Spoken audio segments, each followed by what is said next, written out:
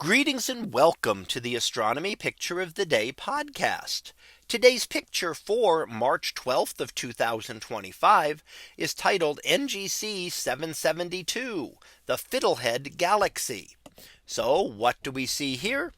Well, we see what is known by the common name of the Fiddlehead Spiral Galaxy, or simply and by its catalog designation of NGC 772. Now it's a spiral galaxy, but we can see that it's been distorted. Now when we see galaxies that are distorted like this, it tells us that they have been interacting with another galaxy. And in fact, we can see that galaxy, the elliptical type galaxy down below, that has interacted gravitationally and distorted the spiral arms from their nice, crisp, clean structure that we see in an ideal spiral galaxy to the one that we see here today. Now, that's not the only fuzzy-ish object in this image, but we also can see a comet there. And as labeled, you can see the comet off over to the right hand side. And that is a comet, of course, is within our solar system and something much closer to us. The galaxy in this case is about 100 million light years away, meaning that we see it as it was 100 million years ago. This comet, on the other hand, is only a few light minutes away, meaning we still don't see it as it is right now, but as it was just a few minutes ago. And this occurs because light does not travel infinitely fast. It travels at a speed of about 300,000 kilometers per second. And therefore it takes time for light to reach us, even from relatively nearby objects, taking a little over a second to get to us from the moon.